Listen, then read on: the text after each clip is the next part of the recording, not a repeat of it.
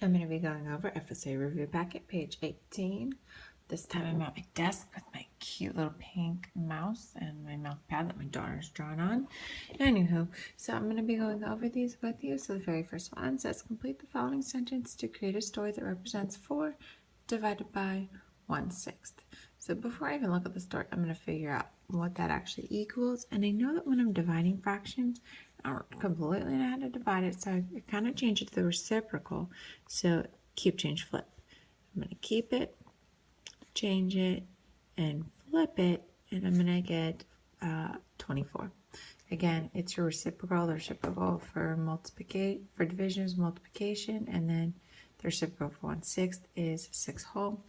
So now I'm going to look at this. I'm going to read the whole thing through first and then go back and try to figure out what should go in those blanks. Bill bought blank pounds of cheese.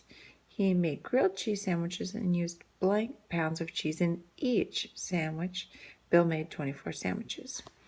Okay, so first of all, I know there's a keyword here, each, which is the part that's telling me to divide. And so what did he divide them into? Well, he divided them into, we see up here, he divided into 1/6. So he had them divided into 1/6. And so then he must have bought the 4. He bought 4 pounds of cheese. He made grilled cheese sandwiches and used 1/6 pounds of cheese in each sandwich. He made 24. So again, starting with 4, dividing it into 1/6, that's going to give him 24 sandwiches. The next one is kind of talking about place value or expanded form. The value in the 8 in 8 4/10 is 100 times greater than the 8 in blank. So first of all, I need to figure out, well, how much is that 8 in 8 4/10 worth? And it's just in your ones place, so it really is just a solid 8. I need to find a value that would make it 100 times greater. So the value of the 8 in is 100 times greater than the value of the 8. So this one is the one that needs to be 100 times greater, which means the other one would be then 100 times less. So I'm going to place my decimal at the end of my whole number, and this 100 means I'm moving my decimal over to place values, 1, 2, put my decimal, and then 0 just to hold that spot. So basically what you need to do is you need to find a number that's going to have an 8 in this place value. So T, H, T, tens, hundreds, thousands. I need an 8 in the hundreds place. And so this is in your tenths, this is your whole, this is that it went over 1. So this is the one that actually has your 8 in your hundredths place. So the value of the 8 in 8 4/10 is 100 times greater than the 8 in 0 and 84 thousandths. Again, they're just looking at the value of the 8 in each of the numbers. The rest of it doesn't truly matter. Maureen has 1/4 pounds of raisins. She divides the raisins into 4 servings. How many pounds of raisins does each serving contain? Well, to begin with, she only has 1/4 of a pound, so I know it's definitely going to be a number less than 1 whole.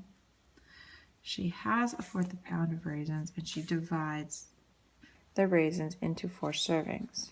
So 1/4 pounds divided into 4 servings. And now how many pounds of raisins does each serving contain? And again, if I have only 1/4 of a pound, certainly my answer has to be less than that because I'm cutting that into pieces. Once again, when you're dividing, you're going to do the reciprocal. So I'm going to keep, I'm going to change, and the reciprocal of 4 whole is 1/4. So if she took that 1/4 pounds and she divided it into 4 servings, she would essentially have 1/16 pounds. So again, not a whole number. She didn't have a whole number to begin with. On the next slide, we have Carmine buys 8 plates for $1 each. $1 each. He also buys 4 bowls. Each bowl costs twice as much. Costs twice as much as each plate. So the store is having a sale that gives Carmine $3 off the total cost of the bowls. which numerical expression shows how much he spent? Okay, so he buys 8 balls, first of all, that cost $1 each. So I know that I really don't need to multiply that because clearly 8 times 1 is $8. So this is kind of your distractor. He also buys 4 bowls, so I know I got to do something with a 4. Clearly this is my 8, so I can pretty much ignore that piece. Each bowl costs twice as much as each plate. Well, I know that each plate costed $1, and if each bowl costs twice as much as that, then each bowl costed $2. So 4 bowls times $2. So definitely something with a 4 times 2. We're getting into this range. And then the store has a sale that gives Carmine $3 off the total cost of the bowls. So getting the total cost of those bowls and then getting $3 off. There's your answer. So notice that I was able to eliminate going one step at a time. I knew I had to have an 8. They all had an 8. Then I knew I needed to have 4 bowls at the cost of twice as much as my plates. So that kind of eliminated these ones. So then the last thing was that he had $1 off, which is time you subtract. So you're able to kind of go through one piece at a time and eliminate. The last one here says find the quotient of 575 and 14 by using partial quotients. Show your work. Partial quotients. Okay, so partial quotients, I have a total of 575, and I'm dividing it into 14. For doing partial quotients, you're really thinking about place value. So can 14 go in 100 times? Nope. Can it go in at least 10 times? If it went in at 10 times, I would have 140, which would give you 17 minus 4.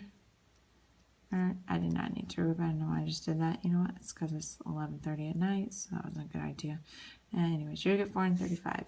And again, can it go in at least 10 times? Yes, it can. Again, I'm going to subtract 140. I get 5, 70. You know what? Now I'm adding. So it is just a fail. Just kidding. So go 3. 13 will give you 9. 3 minus will give you 2. And again, can it go in at least 10 times? Yes, it can. So that would be 140. Again, I'm going to subtract that. So 5 minus 0, 9 minus 4, and 2 minus 1. Again, can it go in at least 10 times? Yes, it can. That would be 140. And subtracting that leaves you with 15. I know it cannot go in 10 times. So your next place value would be, can it go in 1 time? Which is a yes, which would be 14. You'd have a remainder of 1. So these are your partial quotients, 10, 10, 10, 10, and a 1. It can go in 10, 20, 30, 41 times, remainder 1/14. So 41 and 1/14. Again, remainder over your divisor. I didn't give you any letters for this word, so how about you just submit the word tired, as in teacher, tired. Have a great night.